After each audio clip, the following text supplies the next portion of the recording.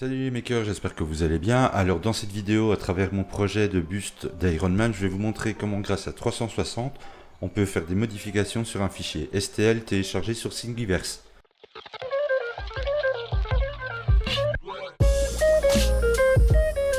Voilà sur Fusion 360. Je vais vous montrer en gros ce que j'ai fait pour mon projet de buste d'Iron Man que j'ai récupéré sur le site de Thingiverse. Alors en gros, pourquoi je fais quelques modifications dessus? Tout simplement parce qu'il y a des LED dessus, deux dans le casque, deux dans le col, une dans le torse pour le réacteur arc. Seulement la pièce n'est absolument pas prévue pour passer les câbles le plus proprement possible. Et évidemment, moi ça me posait un petit souci, j'avais envie de quelque chose de relativement propre. Du coup, je profite de l'occasion pour vous montrer comment ça marche, comment on peut modifier un STL avec Fusion 360. Alors pour ça, on va commencer par, ici dans l'option Insert, d'aller chercher un mesh. Pass button, voilà, c'est celui-là.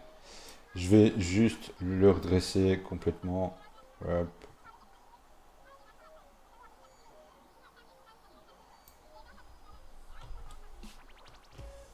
Pour qu'il soit bien droit, c'est parfait. Et voilà, l'objet est importé.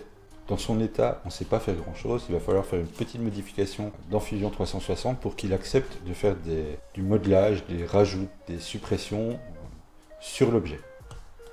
Alors, la première chose qu'il faut savoir, c'est que ici, il va falloir changer et retirer, si elle est placée, l'historique des modifications. Donc c'est la barre en fait qu'on trouve généralement ici en dessous avec toutes les modifications qu'on a effectuées sur l'objet. Donc ça, il faut le retirer, ou sinon il y a un menu qui ne va pas apparaître. Hop, on valide, qui est celui-ci, Mesh to Berep. Alors c'est la conversion de l'objet STL en un objet modifiable sur Fusion. Alors ça prend énormément de temps, je vous retrouve juste après quand c'est fini. Voilà, il a converti l'objet, maintenant il est éditable, modifiable, et donc je vais rajouter ici, dans ce cas-ci, sur le socle, en fait à l'arrière, une entrée pour placer la prise d'alimentation, et ici la partie au-dessus, je vais rajouter une entrée pour ramener tous les câbles vers cette prise d'alimentation. Alors pour ça, comment ça fonctionne? Alors il faut ici aller dans Construction, Offset Plane, qui va en fait créer un nouveau plan de travail. On va sélectionner un endroit sur le dessus de l'objet et on va le remonter un petit peu. Je vous explique ça ici dans 2 minutes, le pourquoi, et on valide. Alors ça, on a pour l'objet au-dessus. Maintenant, on va en créer un deuxième pour la partie en bas et on le tire un petit peu, voilà, pour le décaler de la forme complète. Voilà, on a nos deux nouveaux plans de travail sur lesquels on va pouvoir dessiner nos formes. Alors pourquoi je les écarte? Tout simplement parce que lorsque je vais créer ici, je vais le faire sur le premier. Je fais un nouveau sketch et je sélectionne la partie du dessus. Je vais venir ici créer mon cercle où je vais placer, hop, comme ceci, 5.7, mon premier disque, mon entrée de câble. Alors pourquoi voilà, elle est au-dessus? Tout simplement parce que comme ce n'est pas un objet qui a été créé sur Fusion 360 et que c'est une conversion de fichier STL, c'est pas une face pleine, ce sont tous des morceaux de segments.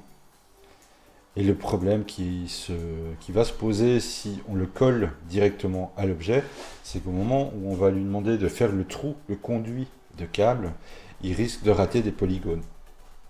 Donc là, au moins, en dépassant sur la hauteur de notre objet, on est sûr que l'objet qu'on va créer, va largement dépasser tous les polygones et va bien faire le trou correctement. Donc là, ici, j'ai fait celui du dessus. Je vais faire ensuite, hop, je stoppe, celui du dessous.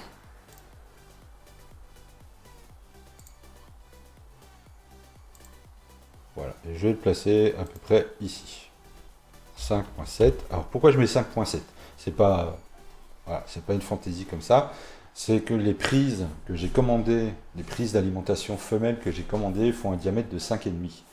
Et si vous avez regardé la vidéo précédente sur la boîte, la lampe qui est en création, je rajoute un petit 0,2 en plus pour être sûr que ça s'emboîte correctement sans avoir trop de jeu et sans trop coincer non plus, sans devoir forcer comme un bourrin pour rentrer. Donc je rajoute ici, mes prises font 5,5, donc là j'ai mis 5,7 pour les 0,2 en plus. Et je valide. Voilà. Et comme vous voyez, encore une fois, les deux ici sont bien séparés des objets. Je stoppe. Maintenant que j'ai ces deux-là, il me manque plus qu'une chose, c'est le tracé de mon guide de câble. Alors pour ça, on va créer tout simplement hop, un nouveau sketch. Alors, normalement, on doit choisir la forme qui est ici au milieu, la plaque qui est ici au milieu, parce que ça importe peu. Mais alors, c'est très difficile de le faire sur un objet de ce type-là, surtout sur une machine qui n'est pas une machine super puissante. Et Fusion a vraiment du mal, du coup, à déplacer absolument tous les polygones en même temps. Alors, le plus simple, c'est de venir ici dans Body, et on va temporairement cacher l'objet, le temps de sélectionner voilà, la face sur laquelle je veux travailler, et je réaffiche l'objet juste après. Je viens ici dans Sketch, Spline, Fin Point Spline, et je vais commencer, hop, vous voyez, elle vient s'accrocher directement à mon cercle du dessus. Je viens le descendre comme ceci à l'intérieur. Hop, et ça vient se raccrocher à mon deuxième objet. Je valide et là j'ai mon tracé pour le tube à l'intérieur de l'objet. Maintenant il faut le creuser. Vous allez voir, c'est assez facile. Dans l'outil, hop, on va stopper ceci. Dans l'outil de création, vous avez ici l'outil Sweep qui permet en fait de creuser, de faire un profil, un tube interne à une forme. Il suffit de lui donner pour ça la forme de départ, qui est ici notre cercle. Hop, vous voyez, profil 1 sélectionné, et le path sélectionné, ben, c'est le guide qu'on lui a fait, le tracé qu'on a fait pour l'objet. Et magie, il va directement cutter, donc creuser la forme de l'objet. Alors ici, il est clairement pas droit, il aurait fallu que je remonte un peu plus haut pour que ça soit correct. Mais pour vous le montrer, ça suffira largement. On valide. Je vais cacher hop, les formes que j'ai rajoutées. Voilà, comme ceci. Et donc maintenant, du coup, j'ai à l'arrière l'espacement pour mettre ma fiche. Alors clairement, il aurait fallu qu'il soit beaucoup plus long, parce que j'ai les 5 mm, les 5,7 mm de diamètre pour passer la prise, mais j'ai clairement pas suffisamment de profondeur pour la mettre dedans. Donc j'aurais dû faire un profil beaucoup plus droit, plus loin, et seulement après remonter. Mais bon, ici ça va fonctionner pour vous le montrer. Et au-dessus, donc j'ai le passe-câble à l'arrière du socle. Voilà. Je vais le refaire une seconde fois sur un autre objet en beaucoup plus rapide, mais vous allez voir que le principe reste le même à chaque fois.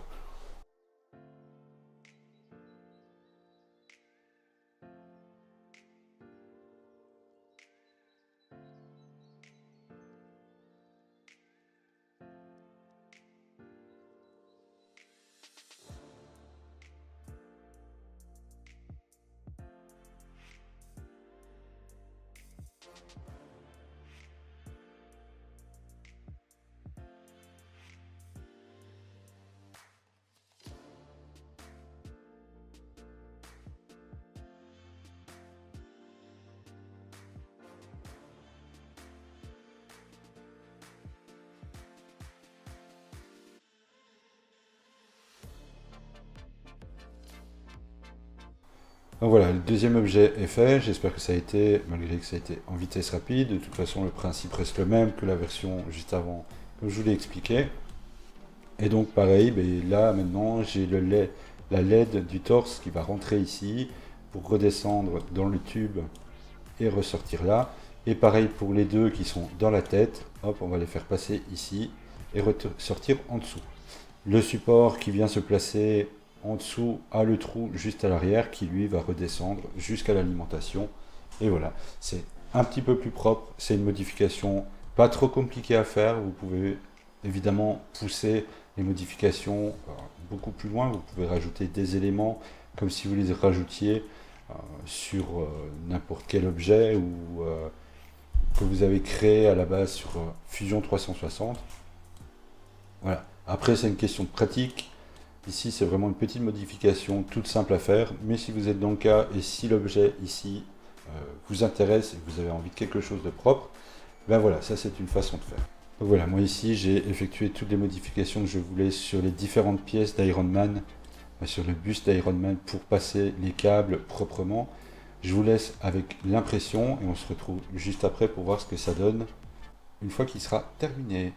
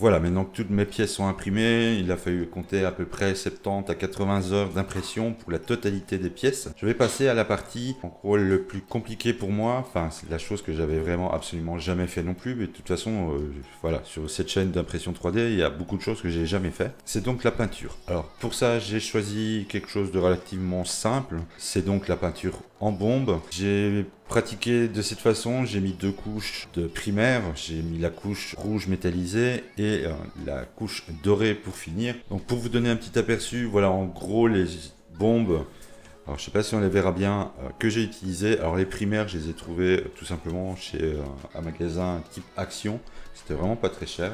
Juste les couleurs vraiment bien particulières comme le rouge carrosserie que là j'ai été chercher dans mon magasin de bricolage avec le petit bruit de la bille à l'intérieur. Voilà, ça s'est plutôt pas mal passé. Voilà, vous allez voir le rendu à la fin. Je vais passer grossièrement cette étape-là en vidéo pour pas non plus vous saouler avec les parties peinture et tout. Je vais juste vous donner 2-3 petites infos complémentaires pour terminer. Alors, au niveau de l'alimentation, j'ai donc commandé ce type de petite prise femelle que j'ai donc inséré dans le trou créé sur Fusion 360 qui me permet en fait de prendre mes transfos qui traînent à gauche et à droite en 12 volts et d'alimenter comme ça toutes mes LED. Et au niveau des LED, c'est simplement des petites LED comme ceci que je mets. Je sais pas si on va réussir à le placer. Voilà, comme ceci qui sont déjà prévus pour du 12 volts. Donc la petite résistance qui est cachée ici dessus. Alors je vais juste vous montrer une petite astuce que j'ai utilisée pour éviter une lumière beaucoup trop forte au niveau de la LED. Tout simplement en prenant un petit morceau de papier de verre comme ceci, là, j'ai du soleil, excusez-moi pour les reflets, et de simplement passer tout doucement sur le bout de la LED qui va, on peut être, en fait, mais c'est vraiment, je suis désolé, c'est vraiment difficile de vous montrer la différence de l'avant et l'après. Et en fait, ça abîme un petit peu la couche brillante de la LED et ça permet de diffuser un petit peu mieux la lumière. Donc voilà, en gros, c'est tout ce que j'ai utilisé. Évidemment, vous avez les liens dans la description, que ce soit pour mon fichier Ironman modifié, que ce soit pour les LED, pour les prises d'alimentation. Je vous laisse donc du coup avec ce petit résumé de la peinture au montage et surtout à l'éclairage de mon buste. Et je vous dis à une prochaine dans une autre vidéo.